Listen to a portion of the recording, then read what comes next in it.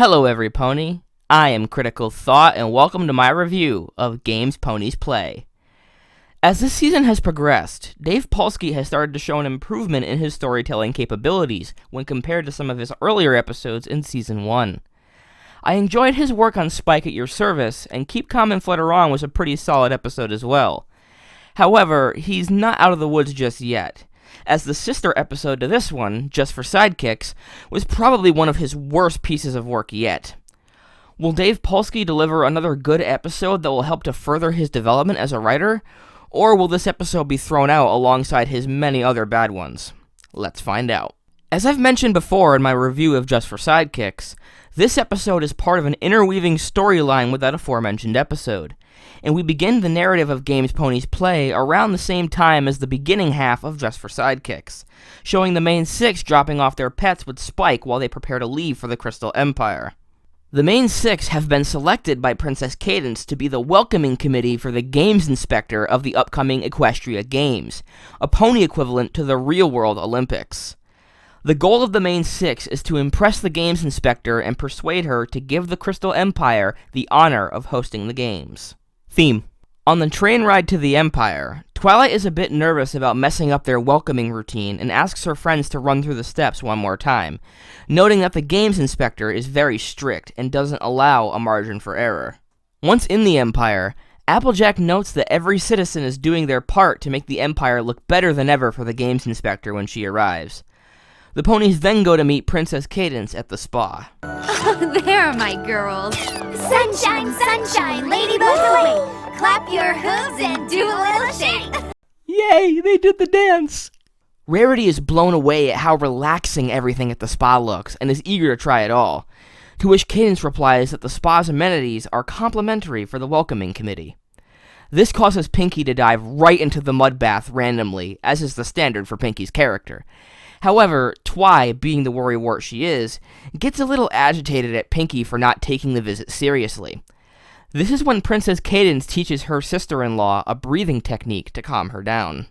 Upon seeing this episode for the first time, many fans hated this scene because it seemingly gets rid of one of Twilight's defining character traits, her tendency to stress out about things. It was something that made Twilight unique, and it was a very relatable trait for many bronies. To this day, fans will point to this scene in this episode as the moment where Twilight started to become a Mary Sue, as it was the first instance of Twilight seemingly getting rid of her key character traits. I did my own ICC about Twilight's Mary Sue status, which you can check out by clicking the annotation or the link in the description.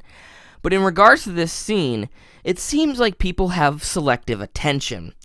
People cherry-pick this scene to make their point that this is the instance where Twilight's Mary Sue status started to come into question, but they totally ignore the fact that later in this very episode, this breathing technique fails to calm Twilight down, and then she never uses it again.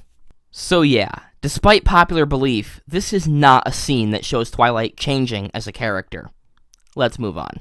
Princess Cadance then says she must start preparing her ceremonial headdress, as it has always been tradition to weave crystals into the manes of Crystal Empire royalty for the visit of important guests. However, pretty soon, a courier pony comes in to deliver some messages to the princess. Firstly, the stylist that was supposed to prepare her ceremonial headdress is out sick with the flu. Cadance asks the other stylists in the spa if they know how to prepare the headdress, but none of them do. I have to say that I'm not a fan of how the writers shoehorned Rarity into this situation. She offers to attempt the headdress for Princess Cadance, to which Cadance replies that she has the entire procedure written out step by step on a scroll. Why in Equestria would you let a pony who has absolutely zero experience in mane styling attempt a complex and important headdress when you could just as easily have one of the trained stylists follow the directions? The only reason the other stylists said they couldn't prepare the headdress is that they didn't know how to prepare the headdress. Yet you have the freaking instructions right there, Cadance. What the hell? It does help keep the pacing of this episode and also provides some great moments of comedy later, but it's still pretty stupid. The second message is that Miss Harshwinny, the Games Inspector, isn't arriving several hours from now. She's arriving on the next train, which is scheduled to pull into the station in less than 15 minutes. The main six become frantic upon hearing this news, but Twilight stays calm, asking Rarity to finish the headdress as fast as she can, and bring Cadence back to the castle when she's ready. The other main five trot off to the station, on the lookout for the games inspector, who is said to be carrying flower print luggage. Soon, a pony walks off the train with flower print luggage, and the main five rush up to greet her. At first, the mare seems skeptical about the greeting, but soon shows her surprise at the warm welcome. Well, tie me up and throw me down. This just keeps getting better and better. That's a little on the nose there for a countryism. In fact, it sounds more like a fetishism than a countryism. The main five start escorting the mare back to the castle to perform their welcome routine. But as they walk off, we see the train station again, showing another pony with flower print luggage waiting at the platform. The main five are unaware that they accidentally are giving their welcome to a tourist, and they have left the real Miss Harshwinny waiting at the station. Meanwhile, back at the spa, Rarity has completely botched the headdress in an attempt to find shortcuts in the instructions to save time. She was probably testing us to see if we could remain in control of a complex situation. Looks like we passed. Bump. Cha! Wait, Rainbow and Flutters have a secret hoof shake? Why is this the first time I'm noticing this? Has anyone else noticed this? Why is nobody talking about this? When the ponies arrive at the castle with the tourist pony they think is Miss Harshwinny, they begin their special welcoming performance that they had practiced on the train ride to the Empire. After they finish, the tourist pony is blown away, saying she's never received a welcome like that in all of her years of traveling. Since Cadence has not yet arrived, the girls need to stall for more time. Rainbow Dash then offers to give the tourist pony a tour of the castle. This concerns Twilight since they haven't been to the castle that many times and know hardly anything about it. Certainly not enough to give a tour, but she rolls with it anyway, letting the other main four give the tourist pony a tour of the castle, while she goes to check up on Princess Cadence. I do like how Miss Harshwinny actually comes into contact with Twilight on the street, causing Twilight to say hello to her without knowing who she is. It's a pretty good piece of situational comedy. Not the best comedy this episode has to offer, but it's still good. Once at the spa, Rarity tells Twi she's in the process of doing what she can to save the princess's mane from disaster, but she needs Twi to buy her some more time. There's no other way! Look at that face! If Granny Smith won Best Face in Season 3 in Apple Family Reunion, Rarity gets the silver medal in this episode. Ever since the tourist pony has arrived in the castle, we've seen how she is likely suffering from claustrophobia and desperately wants to take a run outside, but the main four are keeping her preoccupied with the tour. Once Twilight comes back and informs the other main four about Cadence's headdress, she decides to go find Shining Armor to see if there is anything he can do to help. Twilight! Hello there. Wait, did they reuse that line from earlier when Twi saw Miss Harshwinny in the street? Hello there. They did. I can't believe it. Why, DHX? Were you just lazy, or did you originally not have a line here from Twi and decided to add one in after Tara had finished recording her lines? I'd vote for the latter, but it's still pretty dumb. After the tourist pony gets led outside by the main four on accident, she immediately takes off on the castle racetrack to stretch her legs. She's so engrossed in running that she doesn't really look where she's going, and she accidentally crashes into a barrier and gets a pot stuck on her head. This causes her to crash through another fence and take off through the streets of the Crystal Empire in confusion. Rainbow Dash and Fluttershy chase after her, even passing the real Miss Harshwinny on the way, and what happens next is probably the single greatest piece of comedy in this episode. Closer! I think we got her!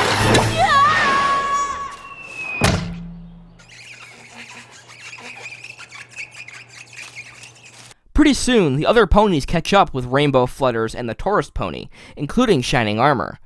The tourist pony is flattered to meet Shining Armor, saying that she's never met a prince before. This confuses Shining Armor, as he figured that, being the games inspector, she met princes all the time. When the tourist pony says she doesn't, and that she's just a girl from Mustangnia on a personal vacation, that's when the red flags start going off for the main five, and they ask her the fated question. You are Miss Harshwinny, the Equestria Games inspector, aren't you? Inspector, what now? We got the wrong pony? No! I mean, yeah! See? Told you Cadence's breathing trick wouldn't last. The rush is then on to find the real Miss Harshwinny. The girls are about to break the city down into sectors and have each of the main 5 take a sector, but Pinky inadvertently suggests that they check the spa by saying that there's no point in checking there, because if Miss Harshwinny is there, it's game over because she will have seen Cadence.